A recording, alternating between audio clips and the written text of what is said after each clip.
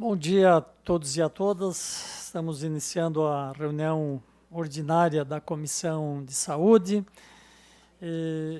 Eu quero encaminhar no sentido de que a única deliberação que nós temos é a ata. Vamos deixar a deliberação da ata da sessão anterior para posteriormente, ou até mesmo para a próxima reunião, para que nós possamos, deputado Maurício, que está nos acompanhando virtualmente, deputado Caro Preso, entrar imediatamente no objetivo maior dessa reunião, até porque às 10 horas nós temos a reunião, a sessão ordinária da Assembleia Legislativa, e então nós queremos ser bastante precisos e objetivos. É claro que o tempo necessário nós estaremos também à disposição. Eu gostaria de convidar para compor a mesa a secretária de Estado, deputada Carmen Zanotto, que a nosso convite, aprovado aqui por todos os membros desta comissão, vem a esta comissão para prestar esclarecimentos sobre os desafios atuais enfrentados pela saúde em nosso Estado, a questão das filas de cirurgias eletivas, as UTIs, informações pertinentes ao atual cenário epidemiológico, de forma muito especial a questão da Covid-19, da dengue, chikungunya, zika, e também a questão da capacidade instalada do nosso Estado. Está presente também o secretário adjunto, o Diogo. Convido também se vão compartilhar. Então, ok, Diogo Demarque Silva, secretário adjunto do Estado, também peço que ocupe a mesa aqui ao lado, onde também já está o nosso vice-presidente da comissão, deputado Vicente Caro Preso. Nós vamos passar imediatamente a palavra à secretária para que possa, diante desses temas, eu apenas queria reforçar a preocupação que há. A saúde é sempre preocupação, mas de forma muito especial nós temos recebido informes e constatado pessoalmente também a questão de lotações, né, nas emergências dos nossos hospitais, um número crescente de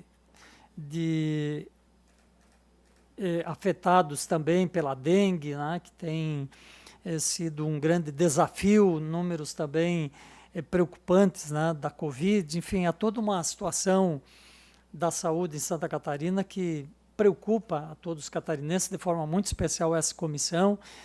Já foi fruto de debates em outros momentos, especialmente na última reunião também tivemos toda uma discussão sobre isso. Então, esta preocupação nos faz com que a presença aqui da secretária é muito importante, né, e a sua equipe, para podermos também ver quais são as perspectivas que nós vemos também para a saúde e o que nós da Comissão de Saúde também podemos fazer para ajudar nestes momentos importantes e necessários para a saúde dos catarinenses. Então, dito isso, passo a palavra à secretária de Estado da Saúde, Carmen Zanotto. Muito obrigada, nobre presidente da Comissão de Saúde da Assembleia Legislativa, nobre deputado Neudi Sareta, doutor Vicente Caro Preso, que é vice-presidente desta comissão. Quero saudar, em nome da nossa equipe da Secretaria de Estado da Saúde, o secretário Diogo Demarque, todos que estão nos acompanhando, deputado Maurício, que nos acompanha de forma virtual.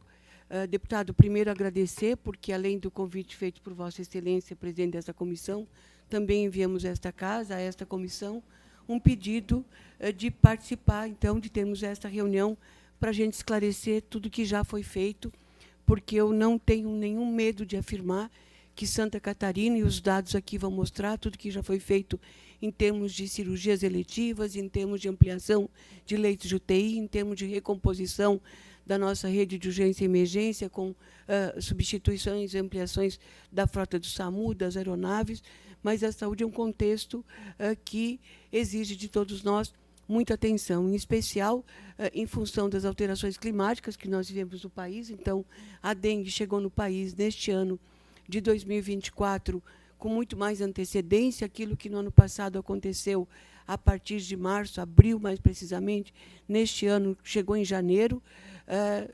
Nos estados em que a dengue chegou muito antes do que nós, porque os dados mais significativos da dengue em Santa Catarina são a partir de 22, eles já bateram os números dos piores momentos, que foi em 2015, como é o caso do estado de Minas Gerais. Então, a gente agradece essa oportunidade, porque, sem sombra de dúvidas, nós já fizemos muito. Quero saudar aqui o deputado Lucas Neves, que também é membro dessa comissão, que chega neste plenário. Então, como o nosso tempo vai ser muito curto, a gente vai procurar ser muito breve na apresentação, mas eu preciso deixar claro para toda a comunidade que está nos acompanhando, para todos os deputados e deputadas desta casa, se alguém ainda tiver alguma dúvida de dados com relação aos procedimentos realizados, é só consultar os dados do DataSUS.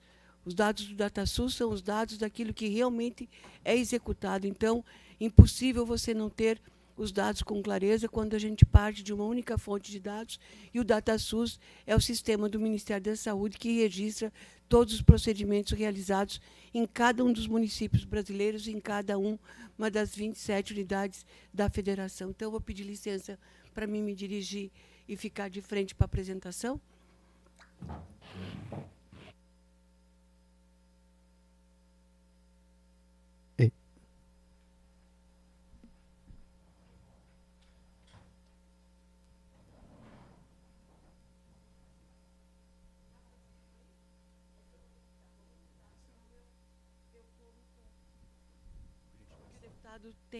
Daqui uma hora tem a sessão plenária deliberativa, então nós teremos que ser bastante rápidos. Então, nós vamos apresentar aqui o cenário epidemiológico de Santa Catarina do país, contextualizando dos nossos 295 municípios catarinenses, 7.610.361 habitantes, o nosso censo de 22, 78,11% da população depende exclusivamente do nosso Sistema Único de Saúde. Nós temos no estado 64 pronto-atendimentos, que a gente considera esses pronto-atendimentos entre UPAs e pronto-atendimentos, alguns deles dentro dos critérios do Ministério da Saúde e outros ainda não atendem os critérios do Ministério da Saúde. 194 hospitais com atendimento SUS e 21 hospitais dia, que são as unidades e os hospitais que fazem também os procedimentos de cirurgias eletivas das cataratas. Então, 194 hospitais, 125 possuem gestão estadual, ou seja, estão sob administração, a contratualização do Estado, e 69 deles sob a contratualização, a gestão de cada um dos municípios. 146 são sem fins lucrativos, 35 são da administração pública e 13 são privados conveniados ao SUS. Próximo. Tá? Aí eu vou falar da situação da dengue. Para a gente falar da dengue em Santa Catarina, a gente precisa falar da dengue no Brasil. Nós já tivemos de óbitos de dengue no país, casos confirmados, 1.374 casos, e em investigação, 1.872. Aqui a gente pode perceber, tá? Essas aqui são as primeiras semanas da epidemiologia. A gente trabalha com semanas epidemiológicas, então a primeira semana de janeiro, e vamos indo na sequência. Nós já estamos agora aqui, nos dados do Ministério, na 14ª semana. Santa Catarina está nesta posição. Tem o Distrito Federal, Minas Gerais, Espírito Santo, Paraná. Eu não consegui ler o outro ali. Depois, Santa Catarina. Então, nós estamos... Oi? Goiás e Santa Catarina.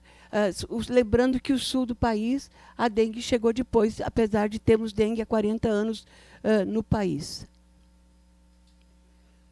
Aqui é o nosso mapa de Santa Catarina. Nós estamos... o nosso pico foi na 12ª semana. Agora a gente acredita, né, fechamos mais uma semana no último final de semana. Já estamos aqui com dados dessa semana que está vigente, então a gente acredita, bom dia, deputado Emerson, a gente acredita que nós já chegamos no platô. Então, estamos acompanhando, aqui são os dados de 22, 23, lembrando que é uma situação no país como um todo. Nós estamos então, com um comparativo ao ano anterior, 185% do número de casos prováveis de dengue em Santa Catarina. Aqui são as regiões com a maior incidência, né? A região norte, a região de Joinville, a região de Itajaí e o oeste de Santa Catarina são as situações mais complexas que nós temos no Estado.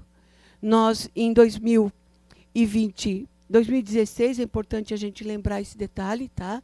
Nós, em 2016, registramos 2 óbitos de dengue, 2021, 7 óbitos de dengue, 2022, 90 óbitos por dengue, 2023, 98 casos de óbitos confirmados por dengue. E nós estamos em 24 com 83 casos de óbitos confirmados e 36 em investigação. Aqui a gente trouxe 2 exemplos, um que é do cidadão de forma individual e outro exemplo é nosso enquanto poder público, Estado e municípios e as estruturas. No Estado está tendo um grande trabalho de retirada de todos os veículos dos pátios dos DETRANs, que são, e vamos somar aí um volume bastante expressivo, já passaram de 13, 14 municípios que o DETRAN está recolhendo esses veículos e dando destino, porque além de termos foco no assoalho, os carros que ainda têm o porta-luva serve de como se fosse uma incubadora perfeita, quentinha, protegida do foco. Eu tive a oportunidade de constatar isso de forma presencial. Aqui a gente traz rapidamente todo o resumo do que foi feito já em 23 e 24, desde o apoio técnico e supervisões, que foram 1.085, assessorias, 607 assessorias, distribuição de rolos para proteção, 244, os inseticidas que nós recebemos do Ministério e cabe ao Estado fazer a distribuição e a aplicação, então, e os agentes de endemias, que são 141, com 252 técnicos que foram capacitados para as ações do enfrentamento. Continuando o que foi feito em 23, a gente teve distribuição de material, só para ir resumindo, todo esse material, deputado, vai ficar aqui com Vossa Excelência e com os membros da comissão e à disposição da sociedade. A gente investiu bastante em material informativo, nas campanhas publicitárias e nos fluxogramas de classificação de risco que foram distribuídos. 305.400 unidades de folder, 7.600 cartazes, 3.950 unidades do fluxograma e cartão de acompanhamento, 18.300. Aqui são todas a divulgação das atas e notas de alerta para o conjunto dos nossos municípios de 23, a campanha publicitária, que teve um outro norte no ano de 23, a gente vai ver que no ano de 24 a gente foi mais duro na campanha. 23 a gente orientava sobre como cuidar dos seus espaços, em 24 nós já víamos avisando que dengue mata, e dengue mata sim, por isso que cada um de nós precisamos fazer a nossa parte. Tá? Aqui, esse dado é muito importante, porque esse dado aqui nós já levamos em março de 23 para o Ministério da Saúde. Nós temos 1.287 agentes de endemias nos municípios que são financiados pelo Ministério da Saúde. Hoje, o repasse mensal é de R$ 2.824, mas cadastrados nos nossos municípios nós temos 1.643 agentes de endemias e nós temos direito a 3.516. Então, nós sairíamos, se nós tivéssemos a base de cálculo atualizada, porque a base de cálculo dos agentes de endemias é de 2014. Naquele momento, nós não tínhamos a situação epidemiológica que a gente passou a ter a partir de 2022 e foi consolidada por uma portaria. Então, aqui, gente, a gente tem trabalhado intensamente com a equipe de vigilância em saúde do Ministério da Saúde, porque entendemos que seja de direito sairmos de 3.643.000 milhões de reais mês para 9.929 milhões de reais mês, porque isso aqui são ações dos municípios. O Ministério está trabalhando e a gente recebeu para esse período de 23 e 24 um aporte que foi para os municípios para ajudar nos agentes de endemias de 3 meses. Aqui foi toda a parte da preparação que a gente fez para este ano de 24, com implantação da estratificação de risco, com a ampliação do número de viaturas para fazer o FUMACê, seminário estadual, elaboração da ata para aquisição de medicamentos. Aqui são os 10.070.000 que foram em 2 parcelas, novembro e fevereiro de 24, classificado por municípios não infestados e municípios infestados e conforme o porte e o número de habitantes.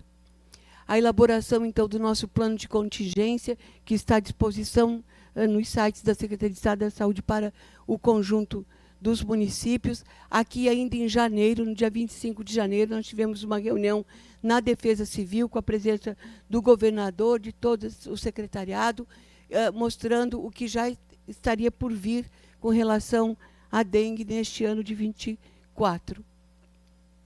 Intensificamos, então, as ações a partir do decreto de número 1 de março de 2017, que traz também um manual e institui as comissões de articulação e monitoramento das ações de prevenção. Então, todo o resgate e todo o trabalho da sequência do enfrentamento. O alerta epidemiológico que a gente já emitiu e temos emitido periodicamente para o conjunto dos municípios. Aqui está um resumo do que a gente já fez com o conjunto de municípios com relação a apoio técnico, assessoria, a distribuição dos inseticidas, aplicação dos inseticidas e também o material todo que, assim como em 23, em 24 também a gente fez. Tá? Também temos o decreto de emergência vigente. Santa Catarina já encaminhou seu decreto, tão logo ele foi publicado. Cada município também, quando decreta, precisa encaminhar ao Ministério da Saúde, para o Ministério da Saúde fazer uma base de cálculo de recursos e aporte financeiro para apoiar estados e municípios.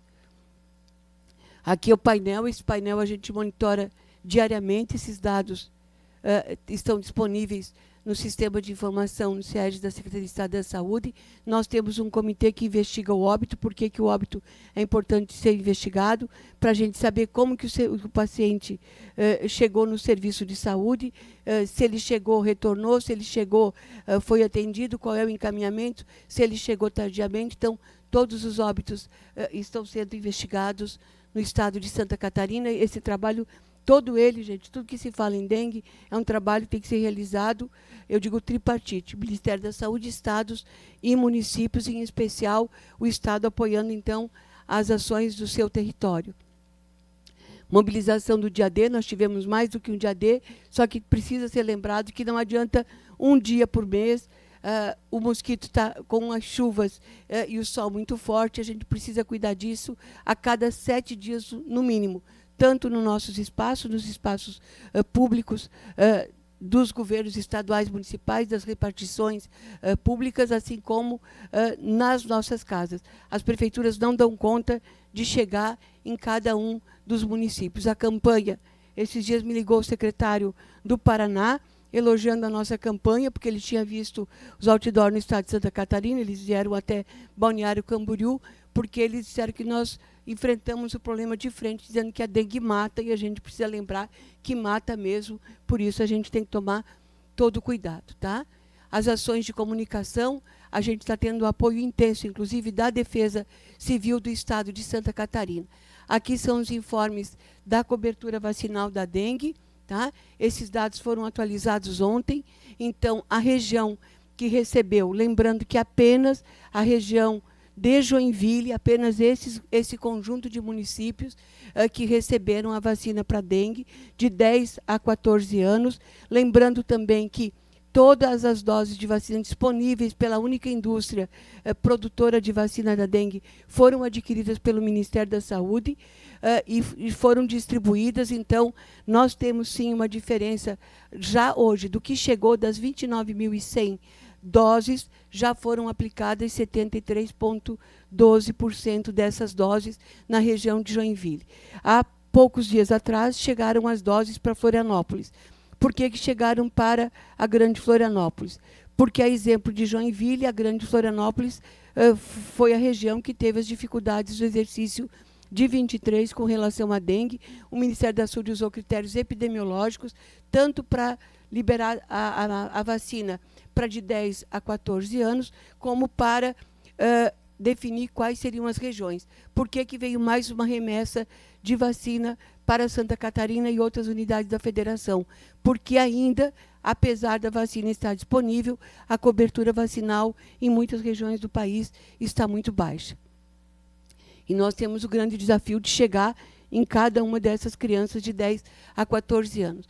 Para facilitar as unidades básicas de saúde, as UPAs e as portas de entradas, nós temos um aplicativo absolutamente simples para saber se aqueles sinais e sintomas são de dengue. Então, se chegou um paciente numa unidade de saúde, é só abrir o aplicativo, já está disponível para os 295 municípios. Cada município tem todos os dados.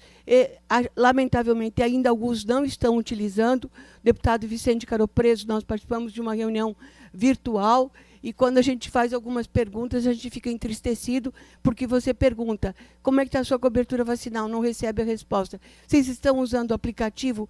Por quê? Porque quando é um caso suspeita de dengue, ter que iniciar com a hidratação de imediato, além dos exames laboratoriais, em especial o hematócrito, para a gente saber o quadro clínico do paciente. Além da dengue, gente, as doenças respiratórias também chegaram antes. Este mapa aqui mostra 2.252 notificações das síndromes respiratórias. Destas, a gente percebe a faixa etária é as nossas crianças e... a faixa etária aqui, ó, crianças e idosos. Por isso que a gente precisa insistir na vacina da gripe, que já chegou neste ano, felizmente, com 15 dias de antecedência. Assim como a dengue chegou antes, as respiratórias também chegaram antes, e a gente precisa, então, garantir uma melhor cobertura vacinal. Tá? Nós temos mais de 3 milhões de doses para serem aplicadas. Aqui não estão todos os dados do último final de semana, que sábado foi o dia D, porque esses aqui são dados oficiais do Ministério da Saúde. Então, para a gente comparar Santa Catarina com o Rio Grande do Sul e o Paraná, o Rio Grande do Sul está com 23,35, Paraná com 15,14, e nós estamos com uma taxa de cobertura do que foi aplicado e já foi para a base de dados do Ministério da Saúde. Pode ser que muitos municípios ainda não conseguiram enviar, ou as bases não foram ainda consolidadas no Ministério da Saúde. Mas nós temos aqui estados brasileiros, como a Bahia com 9,65, entre outros, Distrito Federal com 5,30, e o grande desafio nosso, e ninguém me responda, mas a grande pergunta é, a gente já fez? Se tem mais de 60 anos, se é trabalhador, se é gestante, se é puérpera, se é criança de 6 meses a 5 anos de idade, se é uma população com comorbidade. A gente está trabalhando aqui, deputado Sareta, inclusive, com a Secretaria de Portos e Aeroportos, porque a população que trabalha nos portos, nos aeroportos, os homens da segurança pública, as pessoas que estão cerceadas de liberdade, estão neste grupo-alvo. O que nós já começamos a discutir com o Ministério da Saúde? Nós não podemos ficar com essas doses na rede de frio ou na geladeira da unidade básica de saúde, que tem sala de aplicação, na rede de frio que a gente conhece. Então, a gente vai esperar agora até o final do mês de abril, começo do mês de maio, para tomarmos uma decisão e, junto com o Ministério, a gente discutir se aumenta mais o público-alvo para ser vacinado, porque é importante a gente garantir, em especial, a cobertura para esse público-alvo. Habilitação estadual e cirurgias eletivas. Nós temos as deliberações que chamamos de deliberação e habilitação Santa Catarina.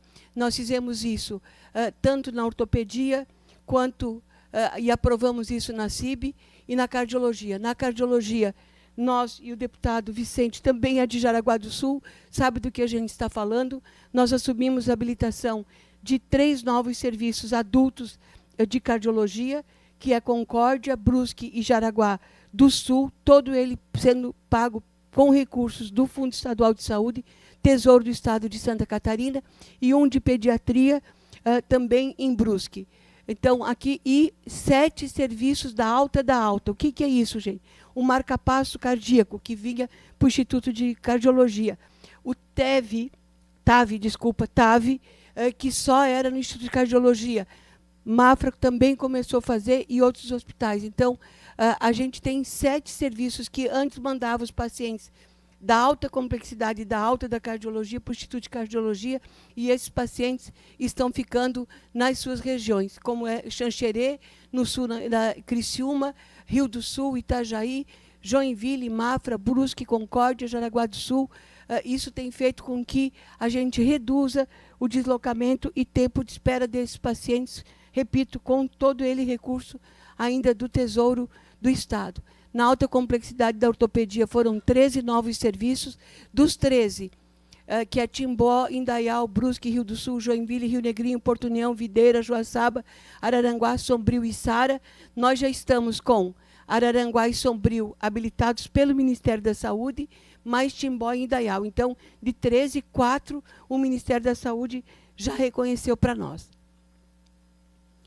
A trombectomia, para quem é da área da saúde sabe, quando um coágulo muito grande obstrói um vaso sanguíneo do cérebro, você tem duas formas de retirar esse coágulo, ou por medicação, ou por trombectomia mecânica, que é a entrada de um catéter, vai lá no vaso e retira o coágulo. Esse procedimento era feito em Joinville e Florianópolis, no Hospital Celso Ramos. Nenhum dos dois eram habilitados pelo Ministério da Saúde. Agora, Joinville foi habilitada pelo Ministério da Saúde e nós abrimos mais um serviço em Lages e um serviço em Blumenau. E na última reunião da CIB, nós aprovamos, deve estar sendo publicado nos próximos dias, mais uma possibilidade dos hospitais se habilitarem com recursos do Tesouro do Estado, tanto na trombectomia mecânica, quanto na cardiologia, aqueles que ainda não aderiram à alta da cardiologia, como na ortopedia, com critérios de quantitativo de produção. Não dá para mim me habilitar e fazer 2, 3 procedimentos mês. Tá? Aqui, entrando já nos números das cirurgias realizadas. Nós realizamos, gente, e assim, ó, eu acho que a gente precisa se orgulhar mais do nosso Estado. A gente vai conseguir mostrar aqui o comparativo de Santa Catarina com as demais regiões. E sim, nunca se operou tanto nesse estado de Santa Catarina como a gente está conseguindo operar de 23 e 24. São 163.717 cirurgias de pacientes internados, 93.092 cirurgias da parte da oftalmologia, dentre elas a catarata, e aqui não estão, nesses 93.000, março e abril, e das cirurgias de emergência, 166.000 cirurgias, destacando aqui que nós já tivemos, só em 23, 20.000 cirurgias a mais feitas com os pacientes entrando na porta de entrada dos nossos hospitais. Então, tudo isso aqui está no DataSUS, cada um pode consultar, se assim entender. São 422.810 cirurgias já realizadas no estado de Santa Catarina. Aqui a gente traz um comparativo dos anos de 19, que foi antes da pandemia, 22, 23 e 24. Aqui é geral o número de cirurgias. Os senhores podem perceber que no ano passado, de paciente internado, o nosso melhor mês foram de 12.615 cirurgias, que foi o mês de agosto, e nós, neste ano, no mês de março, nós já praticamente batemos o mês de agosto. A tendência, se nós não tivermos que reduzir cirurgias eletivas em função das doenças respiratórias, é nós aumentarmos, continuarmos nesse gráfico aqui de crescimento, porque abril a gente já está com 7.023 procedimentos. Aqui a gente traz a diferença dos procedimentos que são os de maior complexidade, não só da alta complexidade, aqui é geral da ortopedia, os comparativos de 22 com o comparativo de 23 e 24, todos podem perceber o quanto nós aumentamos, de 700, por exemplo, no mês de março, de 19, 722, de 22, 850, 1.543 cirurgias no mês de março deste ano. Aqui é da alta complexidade. Eu só vou falar aqui, ó, março de 22, 77 procedimentos. Aqui estão as cirurgias de coluna e de quadril, que são as mais complexas, que precisam de leitos de UTI. Fevereiro, foram 90 cirurgias feitas em 22. Fevereiro de 23, 237. Março de 22, março de 24, 223 cirurgias ortopédicas, só coluna e e quadril, lembrando que essas cirurgias aqui precisam de vaga reservada em centro cirúrgico. Se chegar um acidentado ou um outro paciente complexo, vai ocupar aquela vaga, aquela cirurgia tem que ser transferida. Aqui a gente traz o comparativo dos três meses, janeiro, fevereiro e março, dos anos 22, 23 e 24. E aqui estão os dados, gente. Nós saímos de 18.840 cirurgias para 33.521. Isso aqui é um acréscimo de 56,20%. Quem é da área da saúde sabe o que significa, quem é cirurgião sabe a complexidade que temos ainda alguns desafios, reduzir o absenteísmo no dia da cirurgia e melhorar os dados com relação às informações dos nossos pacientes, que a gente ainda tem muito paciente, só no Celso Ramos eu tenho 387 pacientes sem contato telefônico no mapa cirúrgico, só numa unidade hospitalar.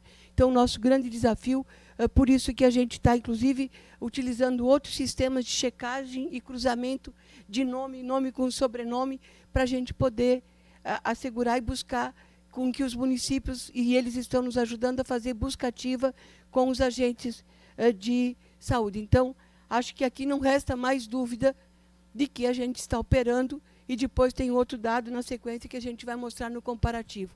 Esse aqui, gente, está à disposição para quem quiser acompanhar. É um painel que nós temos, vamos apresentar agora.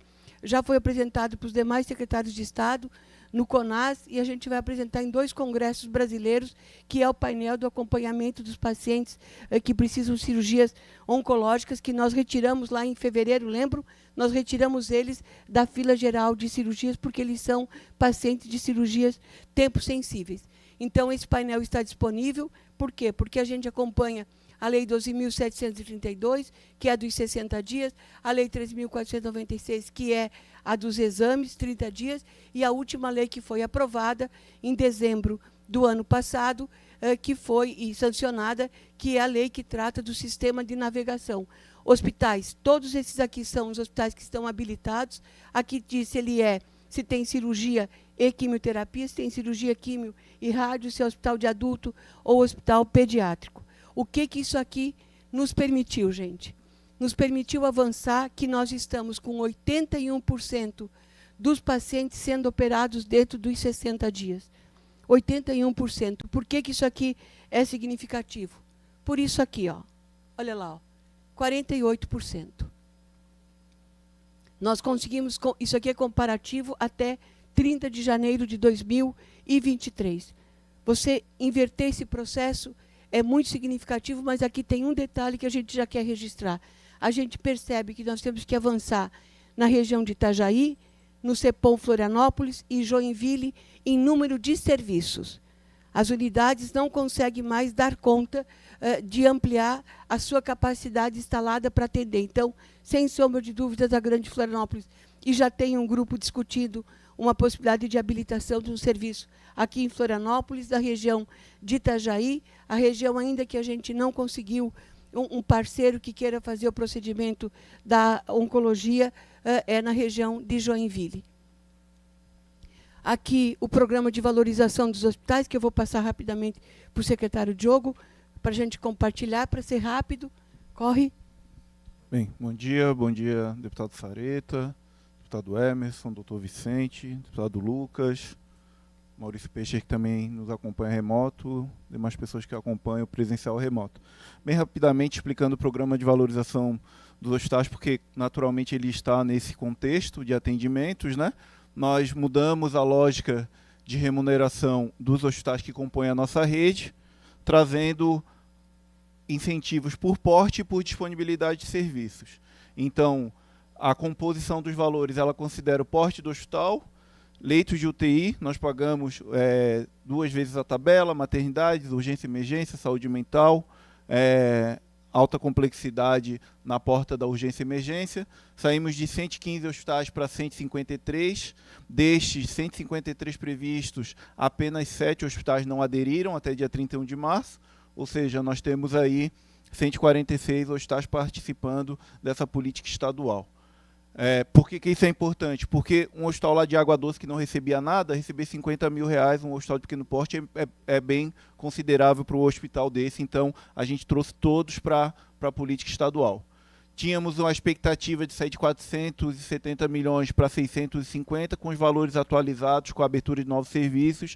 A previsão é de 661 milhões no ano 2024, valor fixo. Não entra o valor da cirurgia eletiva. Aqui é valor fundo a fundo ou dentro do contrato mensal, previsão para ser executado no ano. Os valores das eletivas são além deste valor, isso tem que ficar claro. É diferente de São Paulo, por exemplo, que paga tudo por produção e boa parte do valor fixo não existe. Então a gente paga fixo e variável.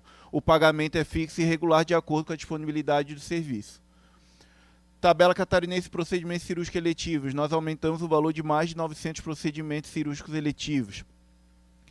Aqui é só um exemplo e nós vamos publicar hoje no nosso portal esse detalhamento com o monitoramento das cirurgias, da previsão de cirurgias e os valores da nossa tabela. Só para dar um exemplo da ortopedia, nós, numa cirurgia de alta complexidade, nós pagamos a tabela mais 3 vezes, em alguns casos, a mais o valor de OPME que não estão na tabela SUS, né?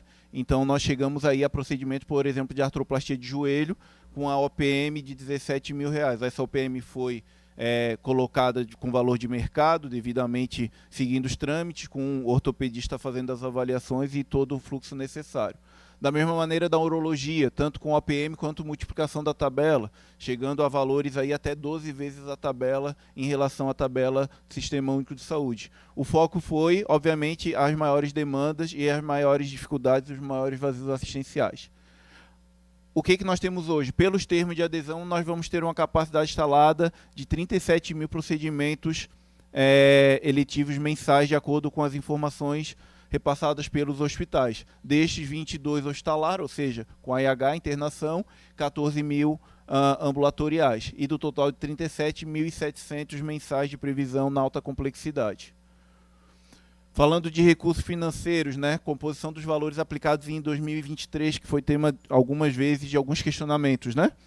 Nós executamos os valores considerando os mais de 120 milhões do recurso do Tesouro, 30 milhões dos poderes, TJ, TCE, MP e a própria Alesc, 50 milhões de uma emenda de bancada, 32 milhões do Ministério da Saúde através do Fundo Nacional de Saúde. Qual foi o valor executado? 30 milhões em recurso pré-fixado nos contratos. Até ano passado a gente pagava recurso pré-fixado para eletivas, esse ano é tudo pós-fixado. Então produziu, recebeu, né? Mas ano passado nós tínhamos ainda uma parte pré-fixada de 30 milhões, mais 204 milhões que nós pagamos aos fundos municipais e aos hospitais filantrópicos, somando 235 milhões. Porém, tem que deixar claro, aqui não estão os valores de OS e dos hospitais próprios. Então, se for apurar o valor total, com certeza passa aí de 300 milhões de reais aplicados. E é muito importante para os nobres deputados, como os senhores sabem, o orçamento estadual ele onera 3 subações do orçamento. Tenho 3 subações, né?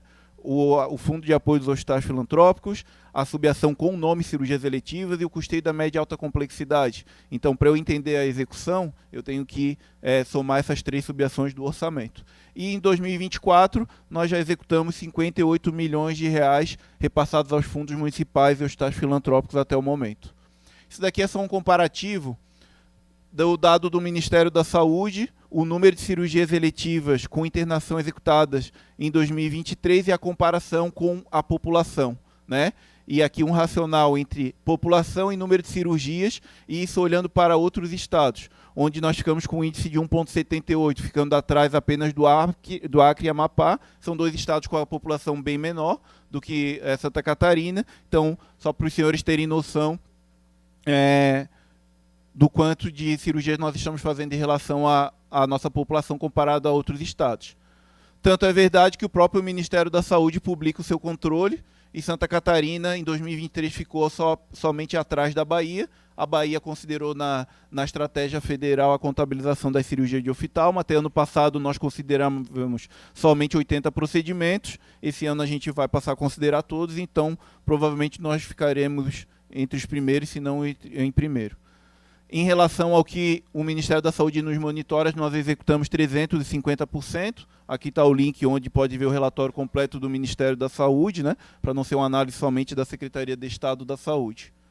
Leitos hospitalares, enquanto nossa rede, né, nós temos mais de 10 mil leitos clínicos em Santa Catarina. Desses, a gente fica com a média de ocupação em 60%. Lembrando que dengue atinge muito, né, necessita muito de leitos clínicos, então nós temos uma rede que precisa ser entendida com os leitos de retaguarda, né, como que essa rede hospitalar está funcionando. E aí, claro, a nossa preocupação atual com os leitos de UTI, nós estamos com mais de 1.300 leitos abertos, entre adulto, pediátrico e neonatal, com a taxa geral em 94%, esses são os dados dessa noite. Aqui, em números absolutos, nós temos 264 leitos neonatais, de UTI neonatal no nosso estado, dividido dessa maneira nas regiões, 168 pediátricos, divididos nas macro-regiões, e 888 leitos adultos nas nossas macro-regiões. Do total, nós abrimos desde janeiro 173 leitos de adultos disponíveis, leitos totais de UTI disponíveis na rede desde janeiro. Só para efeito de comparação, depois da pandemia ficaram incorporados ao SUS 230 leitos em Santa Catarina, considerando todos os leitos que foram abertos no pós-ventilatório, né? No pós-pandemia, 230 leitos, né? Aqui, atualmente, nós já chegamos em 15 meses em 173 leitos. Se nós não tivéssemos abertos esses leitos, há 18 dias atrás, nós teríamos colapsado em Santa Catarina com falta de leitos de UTI, assim como está acontecendo hoje no Distrito Federal, que tem mais de 100 pessoas aguardando leito de UTI, sem acesso ao leito de UTI em outra unidade da federação. Semana passada abrimos Caçador, mais 8 leitos, mais 5 leitos no Hospital da Regional do Oeste, leitos pediátricos, que é uma grande necessidade lá no oeste de Santa Catarina. Aqui é só a foto de Caçador, foto de Chapecó. Nós ficamos muito felizes com os 5 leitos pediátricos de Chapecó, porque tínhamos que fazer muita transferência de paciente, né? Lá tem um vazio assistencial muito grande.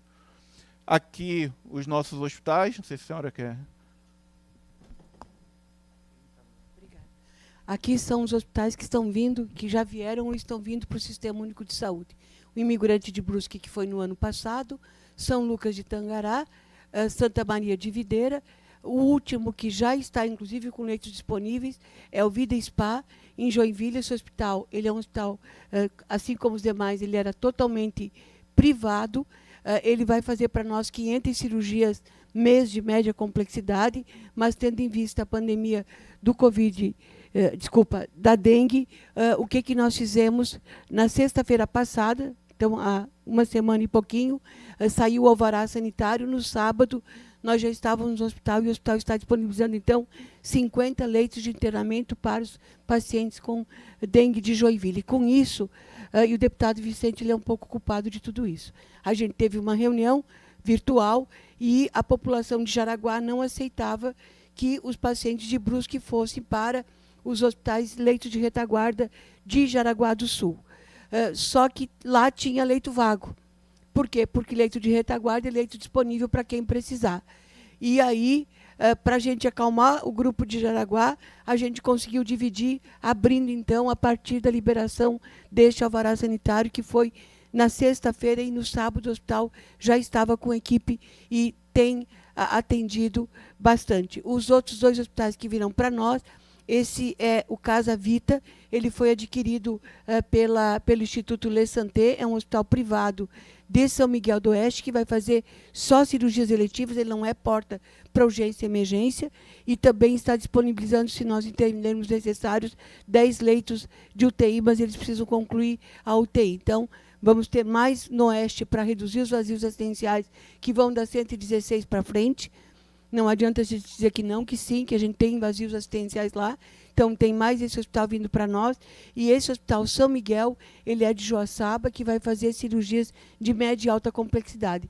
Neste mês ainda, já fazendo as cirurgias de média, e a partir do início, ou até mesmo no final desse mês, colocando à disposição também 10 leitos de UTI, porque a gente tem, deputado Sareta, e estamos atendendo pelas habilitações pacientes de Concórdia, em Joaçaba, em Videira e Caçador, que são os pacientes mais antigos. Nós não podemos colocar paciente novo na fila se nós não fizermos cirurgias de alta complexidade daqueles que já estavam esperando, mas tem uma discussão com os secretários que, como Concórdia também é habilitado em alta complexidade da ortopedia, eles não aceitam muito o remanejamento dos pacientes, porque entendem que cada unidade precisa dar conta do seu público-alvo. Aqui, gente, a gente já substituiu, entre substituição e ampliação de unidades de suporte avançado do SAMU e as básicas, o Estado substituiu 81 ambulâncias. Essa frota aqui falta ser entregue nos próximos dias, parte dela de apoio dos deputados que estão colocando emenda, em especial os deputados federais, que dá em torno de 30%, o restante desses 81 é com recursos do Tesouro do Estado. O Ministério também já fez uma reposição, que a gente acompanhou aqui na Assembleia Legislativa, de 5 novas ambulâncias, porque conforme o tempo de uso, elas mais vão para manutenção do que fazem transporte, por isso que a gente está nesse trabalho. Na semana passada também, com o governador, nós entregamos 2 aeronaves Caravan. Uma vai ficar baseada em Joaçaba, que tem o 4º Batalhão Aéreo do Corpo de Bombeiros. Ela já fez ontem de manhã, porque no final de semana não tinha condições de voo, ela já fez a primeira remoção de uma criança queimada, grande queimado, que estava em Xanxerê, para o Hospital Infantil Joana de Guzmão, que é o grande centro de tratamento de queimados no nosso estado. Então, lá já temos essa ambulância. Não é uma ambulância que compõe a equipe do SAMU, mas ela é para transferências interhospitalares, com uma aeronave, então, baseada em Joaçaba e a outra aqui em Florianópolis, no aeroporto em Florianópolis. Aqui as nossas bases do SAMU que estão sendo entregues, são 8, 4 bases descentralizadas para entregar a partir do 2º semestre. Todas elas estão ficando no modelo padrão, e 7 terrenos recebidos pelo Estado para a gente construir as novas bases do SAMU no estado de Santa Catarina, que ainda estão em fase de projetos. Aqui, rapidamente, prestar contas mais uma vez, como a gente fez no mês de fevereiro, das reformas. Aqui a nossa central de aquecimento de água do Hospital Governador Celso Ramos era assim, e agora está, desculpa, Regional de São José, perdão, Hospital Regional de São José, e agora ficou assim. Temos uma sequência de imagens, olha aqui o risco que nós tínhamos, né? A caldeira com vazamento, e agora nós estamos assim. Toda a nossa central de aquecimento, neste verão e inverno, não vamos ter problemas de água quente, porque para o banho dos pacientes, em especial no inverno, a gente precisa ter o sistema de aquecimento. Tá? Aqui a nova central de gases, ela estava assim, agora ela está assim. Aqui a rede de gases medicinais também do nosso regional. Aqui é a cobertura que tinha muito vazamento e muita infiltração, agora está assim. Aqui a nossa nova sala de espera do regional, que está ficando concluída. Aqui é a parte de acesso que está em obras também. Aqui a parte interna desse espaço. Aqui a central de material esterilizado, que estava assim, agora está assim, já estão em fase de instalação do mobiliário. Mais uma imagem da central de material esterilizado. Alguns dos senhores conhecem essa imagem aqui. Era a estação de tratamento, que já foi resolvido isso aqui, porque aqui era um outro possível criador do mosquito da dengue. Olha a cor da água, agora já está fechado, resolvido. Tá? Aqui é o nosso Celso Ramos. A nossa entrada da emergência tinha esta cobertura aqui da Polícia Militar. Agora a gente tem esta cobertura aqui. Aqui é a nossa central de gases, que era isso aqui, agora é isso aqui. Nossa central de gases, continuando. Aqui é nosso ambulatório da ortopedia. Percebam aqui as paredes. Todas elas já foram removidas essa tinta, nova pintura. Aqui é o nosso novo gerador de energia do Hospital Celso Ramos. Aqui a rampa tinha uma saliência, vou correr. Aqui é o abrigo de resíduos, também do Celso Ramos. Resíduos. As longarinas novas. A rampa para poder levar os corpos até o necrotério não tinha rampa, era aquela terra. Aqui as proteções do corrimão. A Carmela, que a gente tem Ainda esta barraca lá na frente vai ficar esse espaço aqui, que é a nova recepção. Aqui é o banco de leite, aqui é o centro obstétrico, aqui todo o centro obstétrico que está sendo concluído, a reforma dos banheiros do centro obstétrico, o abrigo de resíduos, era isso aqui, agora já é isso aqui. Tá? Aqui é a nossa UTI neonatal, tínhamos problemas sérios da rede de ar comprimido e oxigênio, era isso aqui, nesse antes e agora no depois. Hoje, inclusive, as crianças estão retornando para esse espaço. Aqui toda a reforma, então, da UTI, a manta vinílica substituída, a enfermaria do posto 3, o Santa Teresa, que vai desde do centro de convivências, que tinha esta situação e agora está assim, acolhendo os pacientes, os banheiros com acessibilidade, o repouso dos médicos e da enfermagem, a subestação, tínhamos problemas sérios de energia elétrica, estamos substituindo e colocando postos novos com a nova rede. Hospital infantil, aqui é uma imagem da emergência, antes e a emergência agora. A sala de espera também do hospital infantil, que deve ser entregue até o final deste mês. Esses 3 modulares deverão estar concluídos. Aqui é a parede externa do hospital infantil, como era e como está agora, uma delas. Aqui é psiquiatria, aqui é psiquiatria, aqui é psiquiatria. Aqui 18 novos leitos de enfermaria no infantil, estacionamento, a psiquiatria, o IPQ também em obras, ou seja, todas, só para destacar, nós tínhamos ainda as caixas d'água de amianto, que são proibidos, inclusive, as telhas de amianto, as caixas d'água, todas elas sendo substituídas por polietileno, aqui cobertura, e assim sucessivamente. Então, eu quero só dizer, gente, que eu não tenho a menor dúvida do quanto já foi feito, e sim, a gente não tem mais como fazer comparativos, porque a situação que nós pegamos era uma situação muito complexa e a gente está operando, sim, e a gente está fazendo muito mais. Então, eu poderia dizer que a saúde nunca esteve como está hoje, porque o grande desafio, deputado Sareta, é todos os nossos hospitais ter alvará sanitário. Obrigada, à disposição para os questionamentos. Obrigada, secretária Carmen. Convido os deputados que desejam retornar para a mesa, pode se fazer presente. O deputado Emerson também vai ter a sessão em seguida, mas registro a sua presença aqui. Muito obrigado também pela participação aqui na comissão. Eu abro a palavra aos deputados. Deputado Lucas Neves. Presidente, senhores deputados, cumprimentar a secretária da Saúde, deputada Carmen Zanotto, e dizer que a gente fica muito satisfeito, né, de ver a prestação de contas aqui nesta casa, daquilo que vem sendo feito.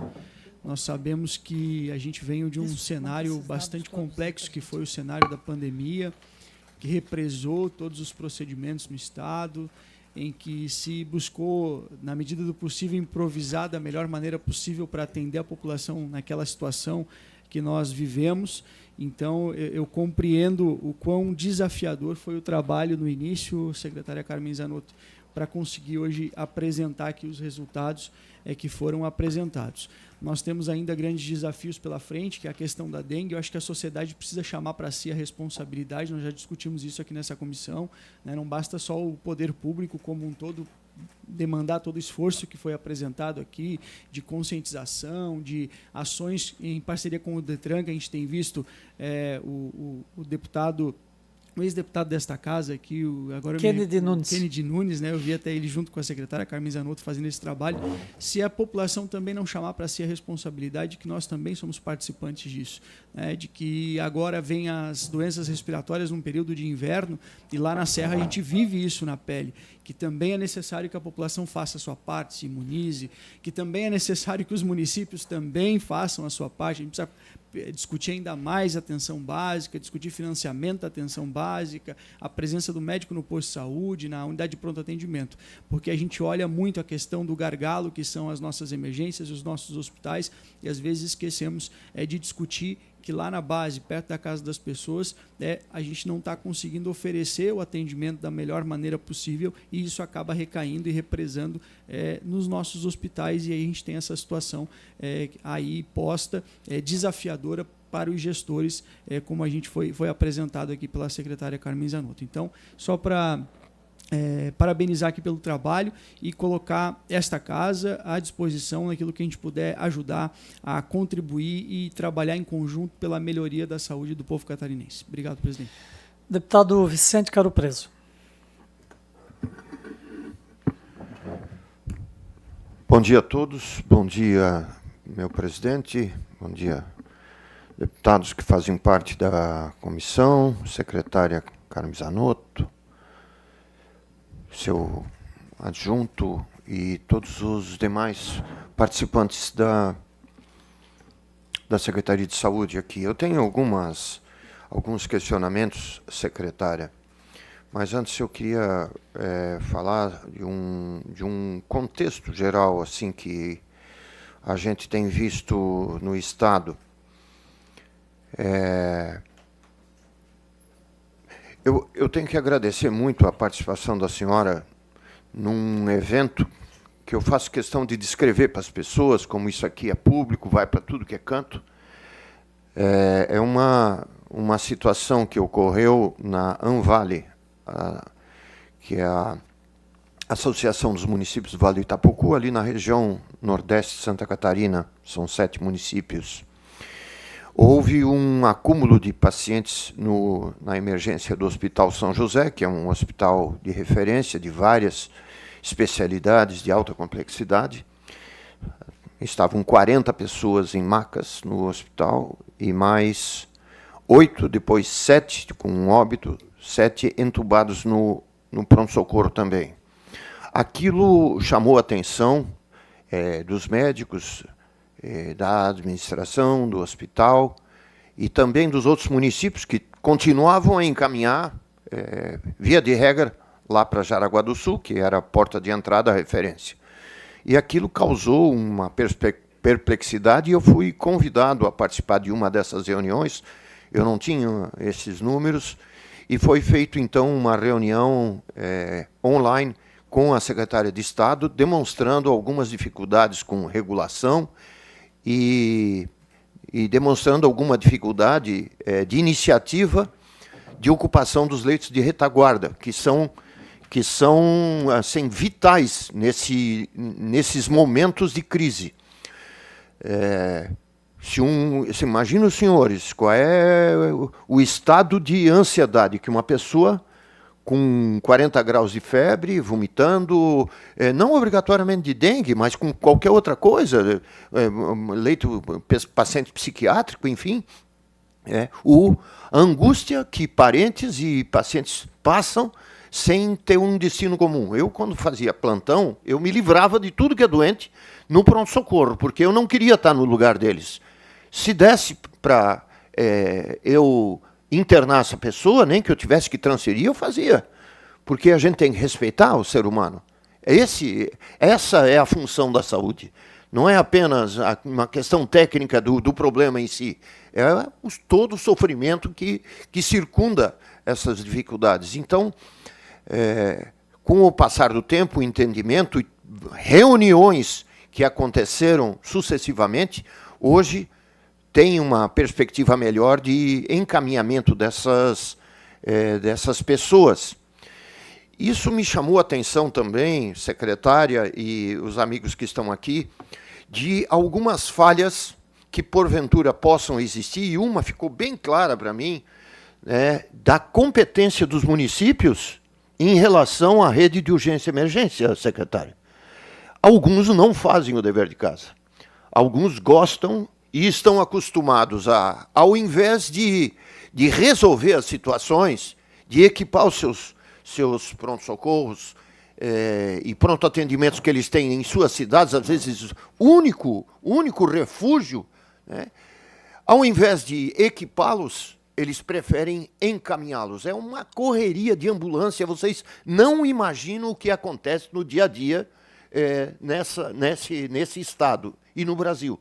Então, é uma situação que a gente viveu lá e, por isso, eu estou solicitando, senhor presidente, já comuniquei a deputada Carmen, secretária, para a gente fazer aqui um brainstorm, uma discussão, um mergulho sobre como está essa rede de urgência e emergência no Estado, as suas relações com os municípios, com o Estado e até a participação da União como patrocinadora de várias, por exemplo, de UPAs e outros equipamentos em que é competência da União.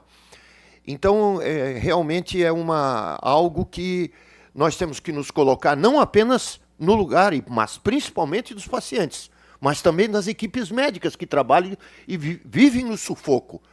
Porque a gente, eu falo como médico, eu me lembro de alguns dias que eu internei e estava controlando 8 pacientes chocados lá em Jaraguá do Sul, isso no final da década de 80. A gente fazia heroísmo. Eu vim da residência de Curitiba lá e toca ali pau. Choque cardiogênico, choque séptico, choque hipovolêmico, era tudo. E não tinha pra onde correr. Não tinha vaga de UTI, Joinville, Blumenau, tal, Jaraguá não tinha. Tu tinha que se transformar em 15 ao mesmo tempo para salvar aquelas pessoas. Mas as coisas mudaram, gente. As coisas mudaram e não pode mais ser assim, nesse grau de ansiedade que os profissionais de saúde, enfermagem, enfim, colegas médicos e tudo. Então, essa é uma preocupação. A segunda, que eu até participei de um programa esses dias, no final, a secretária de Saúde participou também da CBN, lá com o Igor, Renato Igor, a respeito da vacinação, né? Hoje nós vemos uma confluência de duas doenças principais. Uma que está diminuindo, que é a dengue, a gente viu ali, mas que não está totalmente sob controle, porque haja chuva nesse estado, né? E principalmente no pinico do mundo, que é a região norte e nordeste de Santa Catarina. Ali chove e é quente também, então o bicho cresce. Além da dengue, tem a questão da gripe, da influenza. Várias pessoas que eu não imaginava estão com gripe A.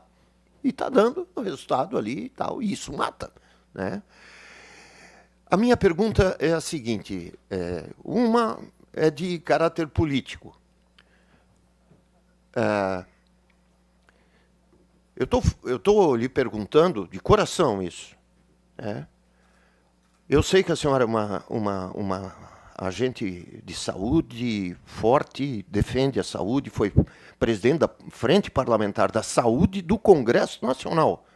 Comissão mista, isso não é senador e deputado, não é pouco. É uma regalia, e regalia não, é uma distinção que a poucos é legada.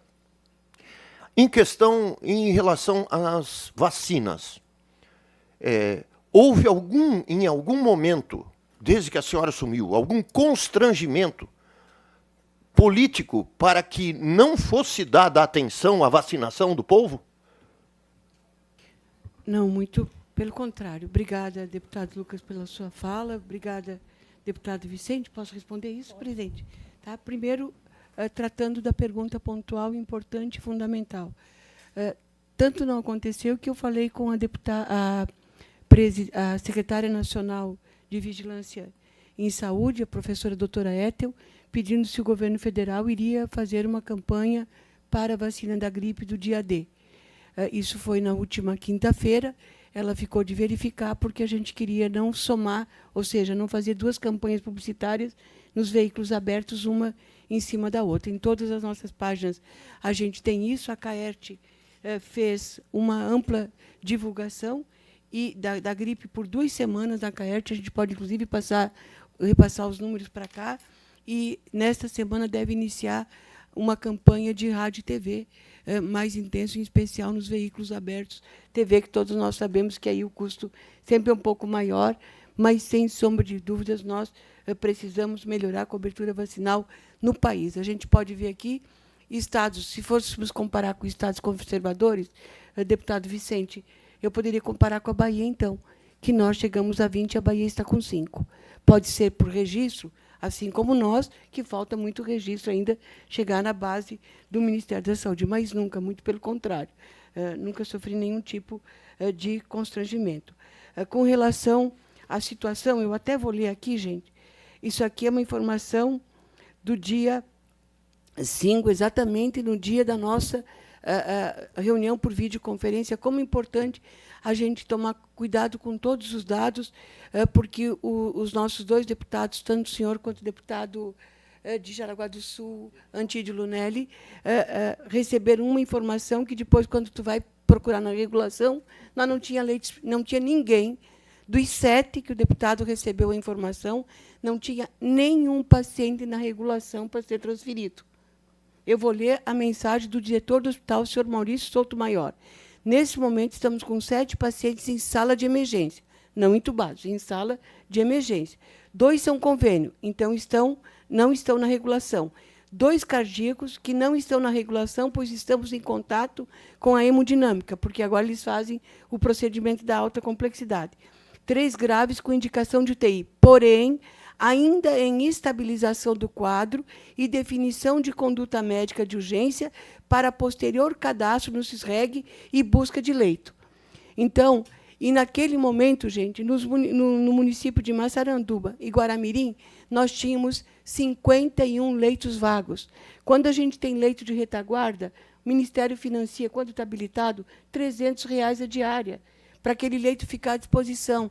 Então, a gente precisa da participação da família. Nós estamos publicando, inclusive, mais um documento que, se não tem no hospital de alta complexidade, como foi o caso de Jaraguá, e o paciente não é de alta complexidade, ele é um paciente que precisa de um leito, ele precisa de soro, ele precisa de acompanhamento médico de enfermagem e de exames, ele precisa ser removido para os leitos de retaguarda, que é o caso que a gente fez lá, né? O deputado Maurício estava conosco semana passada, lá em Joinville, quando a gente abriu 50 leitos no hospital privado que veio para nós atender o Sistema Único de Saúde. O paciente precisa aceitar, mas mais do que isso, o paciente e a família precisam compreender que o hospital de alta complexidade é para alta complexidade, para os casos de emergência. Aquilo que pode ser resolvido nos hospitais de média complexidade e baixa, ele precisa ser assistido com certeza, mas é uma mudança. Assim como eu aceito o desafio da gente discutir a rede de urgência e emergência. Por quê, gente? Não dá mais para a gente discutir a ausência de UPAs em cidades de grande porte. Por quê? 75% dos pacientes que estão na porta das emergências são verdes e azuis. Mesmo Florianópolis, São José, Itajaí, que tem UPAs. Como nós não temos interoperabilidade, os setores não se comunicam, ele passa na UPA e vai para o hospital. O mesmo paciente, muitas vezes. Ele passa no Regional de São José e vem para o Celso Ramos. Então, a gente precisa resolver isso. Nos programas do PAC, é isso, do governo federal, foi aberta a possibilidade para os municípios se habilitarem. Ontem, na reunião que nós tivemos das lideranças de Santa Catarina, numa reunião em Brasília, a informação que nós recebemos é que o financiamento para a manutenção das UPAs deverá ter o reajuste. Então, deve ser uma notícia boa para os próximos dias. Agora, a gente não pode chamar de UPA uma estrutura que não tem exame de laboratório, gente.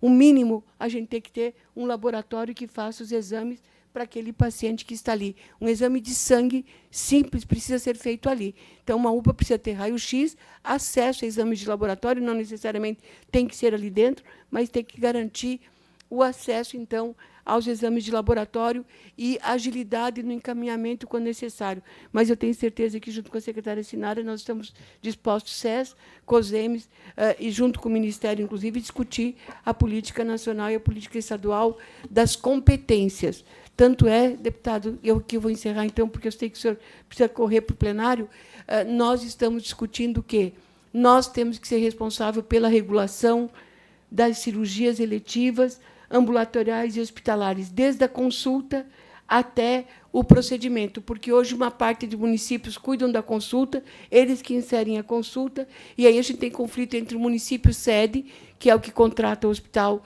e os demais municípios da região, e a gente quer assumir toda essa responsabilidade para o Estado, mas deixar o raio-x, a polissonografia, a tomografia, o ultrassom, para a competência do conjunto dos municípios, junto com os consórcios, porque os consórcios agora já têm lei, e, a partir do ano passado, aqueles 30 milhões de reais fixos. Então, muito obrigada, e só para encerrar e agradecer, dizer que, assim, ó, gente...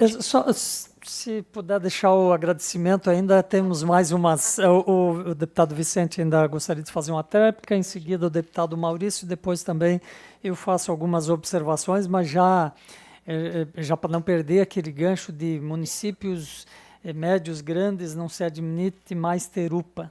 E eu aqui, não ter UPA, eu aqui lamentando, porque Concórdia tinha uma prontinha, equipada, e aí a decisão da administração municipal foi não abri-la há 8 anos atrás, encerrou e hoje não se fala mais na UPA lá, é lamentável.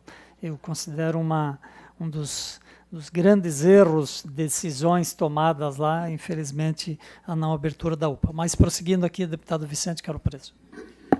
Só, assim, em base no depoimento do que falou a deputada Carmen, secretária, eu acho importante o que ela falou, porque, assim, na hora que a gente avalia as competências em relação à rede de urgência e emergência, esse termo UPA, ele surge de municípios de médio e grande, né, em cidades pequenas, médias e grandes cidades aqui de Santa Catarina, que eles fazem conta. Se fazem conta, não querem pagar por uma UPA.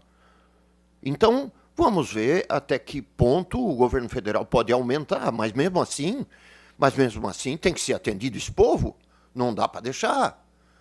Não dá para deixar e acontecer o que está acontecendo em muitos locais, né?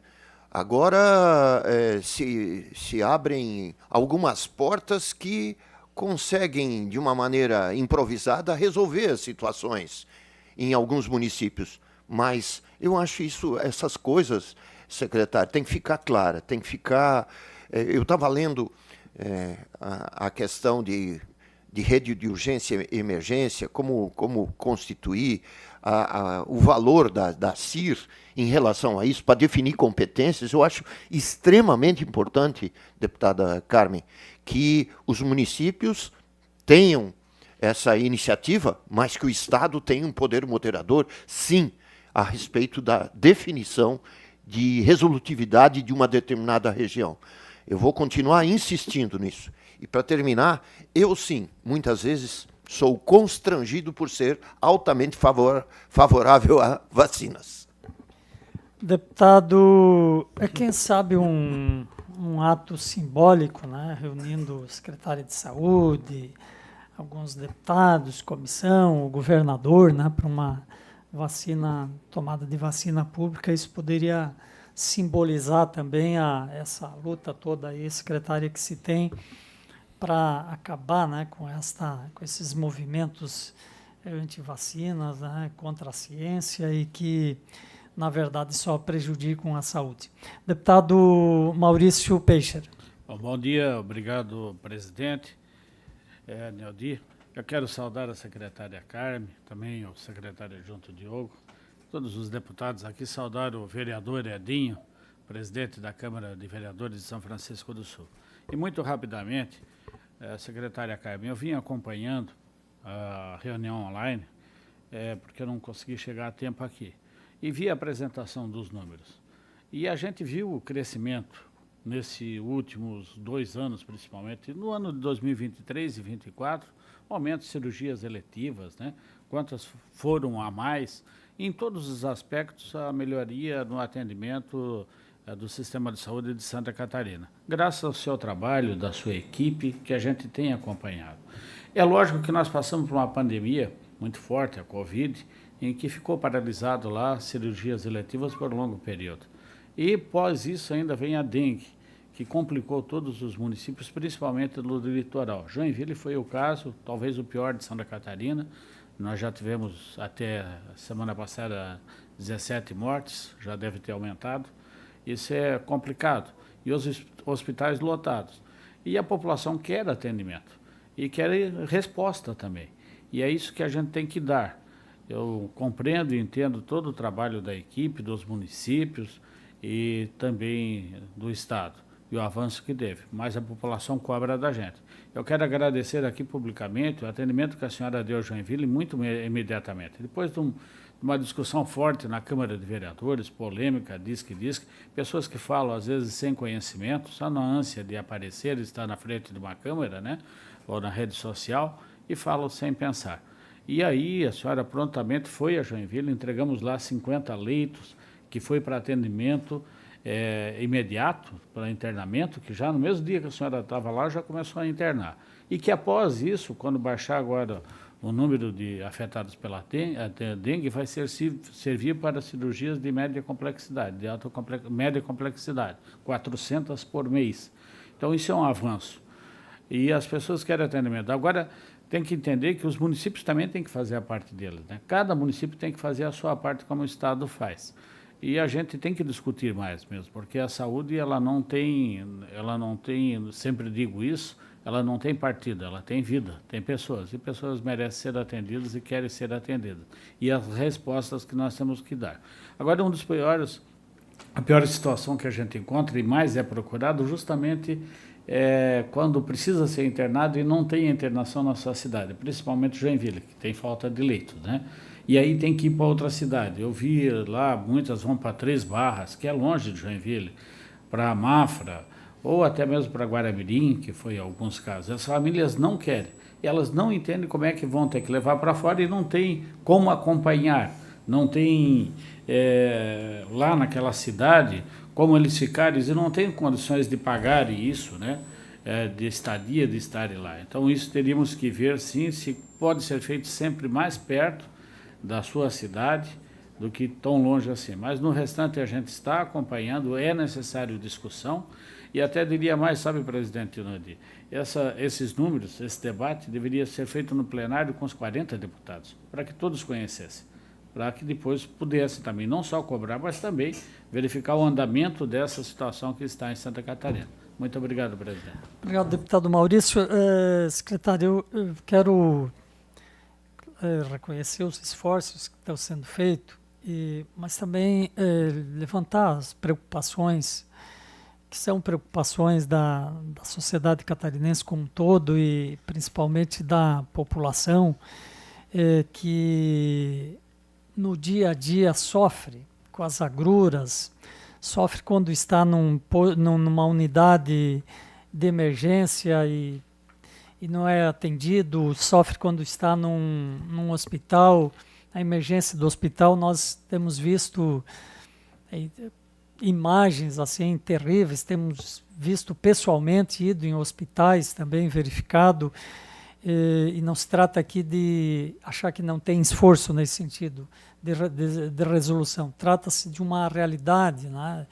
Imagens que foram apresentadas aqui mesmo nessa comissão, na sessão passada, mostrando a angústia de quem está lá esperando numa maca. Nós temos uma preocupação também porque as emergências, os hospitais de maneira geral estão praticamente todos lotados, questões de dengue, doenças respiratórias, mas o pico das doenças respiratórias aqui no nosso estado, tradicionalmente, ele vai vir ainda no verão. Então, qual é o plano de contingência que está se fazendo, secretário, para enfrentar esse pico que ainda vem aí pela frente? Obrigada, nobre deputado Neudi Sareta. Obrigada, deputado Maurício Peixe, pelas suas colocações. Só complementar um pouquinho sobre a questão das UPAs. Alguns municípios tomaram como decisão cofinanciar a porta de entrada dos hospitais. Então, tem vários municípios que, ao invés de ter UPA, eles fazem um financiamento, como é o caso de Blumenau, Blumenau financia mensalmente o valor quase que correspondente a uma UPA, tanto para o Santo Antônio quanto para o Hospital Santa Isabel. Então, quando não tem UPA, tem um cofinanciamento. Esta sobrecarga e essa discussão, por exemplo, eu e o deputado Lucas Neves, na nossa cidade, a porta dos hospitais ela é referenciada. O paciente vai para a UPA, só vai para a porta do hospital infantil ou do Hospital Nossa Senhora dos Prazeres ou do Teresa Ramos, conforme a especialidade, quando ele já precisa de um hospital. Então, se ele é politraumatizado, ele não vai para a UPA. Se ele é cardíaco grave, ele não vai para a UPA, ele vai direto para o hospital. se é uma gestante com complicações ou uma mulher com complicações, vai direto para o Teresa Ramos. E as crianças é o mesmo caso. Nós só temos dois municípios de médio porte, grande porte, que têm emergência referenciada, Mafra e Lages. Os demais, a porta dos nossos hospitais é aberta. O que nós vamos discutir é as referências e contra-referências, porque também não basta ter UPA, como nós temos em Florianópolis, São José e outras cidades, e aí o paciente vai nas duas unidades ou deixa de ir na UPA e vai no hospital. Sim, é verdade, com a dengue e as doenças respiratórias, nós tivemos um acréscimo significativo de demanda na porta dos hospitais. Algumas cidades colocaram centro de triagem, que são espaços para o diagnóstico dos casos suspeitos de dengue e hidratação, porque tem alguns que só precisam de uma hidratação inicial, monitoramento, e outros precisam de unidade clínica de internamento. No conjunto do Sistema Único de Saúde, nós temos os conhecidos leitos de retaguarda, que têm um financiamento, além da IH, diário de R$ 300. Então, esses hospitais de menor porte, eles têm esse compromisso de receber o paciente clínico. Não é o paciente clínico na retaguarda, ou seja, ele já foi diagnosticado, ele já está em tratamento, ele precisa só ser monitorado. Mas é uma discussão importante dentro da linha do cuidado, da urgência e emergência, que a gente precisa fazer, porque não basta também ter UPA e a gente ter 70%, porque a porta é aberta. Mas é uma mudança de cultura, de médio e longo prazo, que precisa da compreensão dos profissionais, dos legisladores, tanto as câmaras de vereadores quanto as assembleias, dos executivos municipais e, em especial, da população, porque também, se ela chegar na UPA e aquela UPA tem o exame de laboratório, ela não vai para o hospital. Se ela chegar na UPA e tem o exame de raio-x, ela não vai. Então, a gente precisa discutir a resolutividade desses espaços. Como que nós estamos nos organizando? Assim como para a dengue, e essa é a determinação do nosso governador Jorginho, ele nos monitora quase que diariamente, querendo saber dos dados e como as coisas estão. Esses 150 leitos que tínhamos até 10 dias atrás, agora nós já estamos com 163 leitos, estamos para abrir leitos em várias outras unidades hospitalares, mas são leitos para ficar, não são leitos de passagem, de UTI, porque a gente sabe que a gente precisará desses leitos também para aumentar a questão dos procedimentos cirúrgicos de alta complexidade. Se necessário for, quando esses leitos todos que estão vagos ainda de clínica médica, porventura, venham a ser ocupados por doenças respiratórias não tão complexas quanto uma que precisa de vaga de UTI, nós vamos reduzir os procedimentos cirúrgicos eletivos, se necessário for, conforme o desenho de cada território. Mas o nosso apelo aqui é que a gente possa continuar fazendo todos os procedimentos, mas, para isso, a gente precisa minimizar algumas complicações causadas pela falta de imunização. Se eu estou imunizada da vacina da gripe, eu até posso ter gripe, mas essa gripe vai ser mais leve, e se eu não estiver protegida, eu, com certeza absoluta, posso correr risco de ter um quadro agravado, em especial, repito, nossas crianças e nossos idosos e as pessoas com comorbidades são aquelas que mais vão a óbito em função das doenças respiratórias que nós temos no país.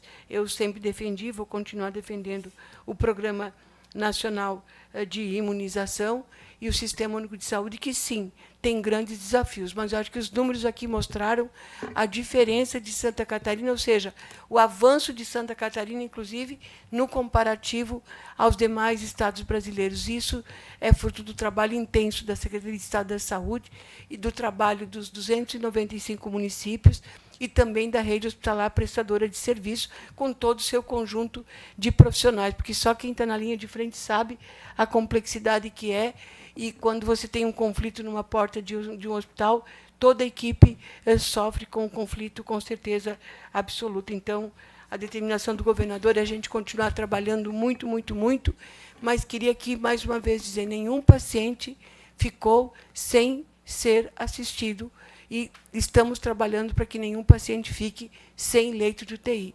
Se nós não tivéssemos nos organizado em 23 com a ampliação dos leitos, sim, hoje pode ser que nós já estivéssemos como o Distrito Federal, com fila de pacientes para conseguir uma vaga, tanto para adulto quanto pediátrico, como neonatal. Nos colocar sempre à disposição, deputado Sareta, os detalhes por unidade hospitalar e os repasses que foram feitos até o momento, a gente vai lhe enviar, assim como para o nosso presidente da Casa, o deputado Mauro, e dizer, deputado Vicente, que eu iria mais longe, não é só uma reunião para a gente discutir a questão da urgência e emergência. É um tema bem mais complexo, que não é só discutir também competências, né, das 3 esferas, Estado, municípios e a União, mas é a compreensão da organização regional de saúde que estamos no sul do Estado fazendo, e o secretário Diogo está à frente desta tarefa, que é o PRI, que é o Planejamento Regionalizado Integrado,